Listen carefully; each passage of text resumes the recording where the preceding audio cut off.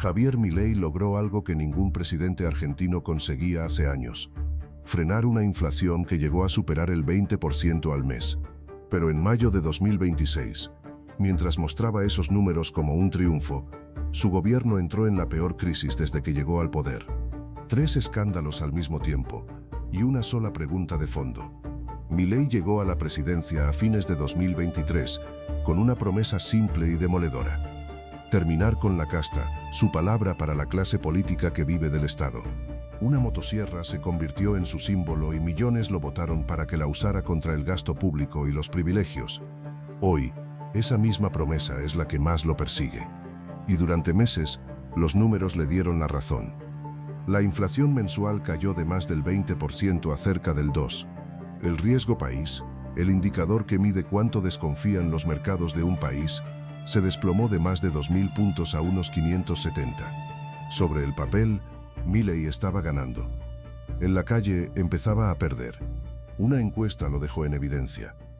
En mayo el rechazo a su gestión trepó al 63%, el más alto desde que asumió. Entre los argentinos de menores ingresos, la desaprobación llegó al 82%. El principal motivo del enojo no era la economía, sino una palabra que Milei juró combatir: corrupción.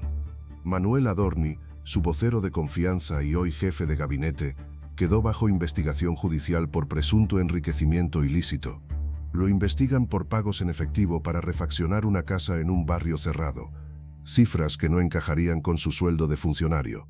Y el detalle que más golpeó tiene que ver con la bandera del propio presidente.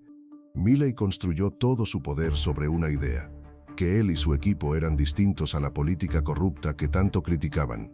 Por eso el caso pega donde más duele. Casi 8 de cada 10 votantes del oficialismo admiten que el escándalo daña ese argumento moral. Frente a la presión para echarlo, la respuesta del presidente sorprendió a todos. El presidente descartó de plano la renuncia y lo hizo con su estilo sin filtro.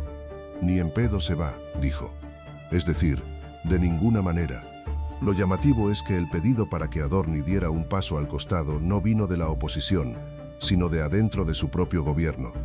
Patricia Bullrich, una de las dirigentes más fuertes del oficialismo, exigió en público que Adorni mostrara cuánto tiene y de dónde salió cada peso. Por primera vez, la pelea ya no era contra la oposición, sino entre los propios aliados de Milei. Y mientras el gobierno se rompía por dentro, estalló un segundo escándalo, todavía más delicado. Se filtraron grabaciones íntimas atribuidas a Milei con una de sus asesoras más cercanas, la mujer que diseñó su imagen pública de rockero. Al principio parecía apenas un escándalo de alcoba, pero la justicia detectó algo mucho más grave. En una de las grabaciones se mencionan los movimientos y la seguridad de Milei durante un viaje al exterior.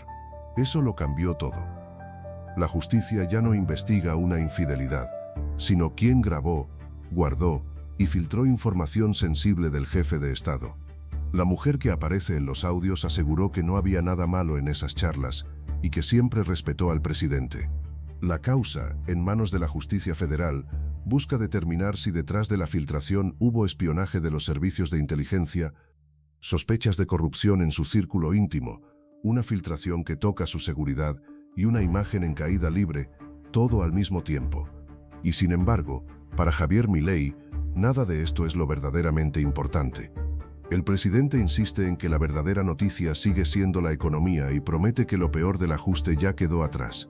Para una parte cada vez más grande del país, en cambio, el problema ya no son los precios, sino la confianza. Milei llegó al poder prometiendo ser exactamente lo contrario de la política que despreciaba. Y la pregunta que hoy recorre Argentina es una sola: ¿sigue siendo distinto a la casta que prometió destruir?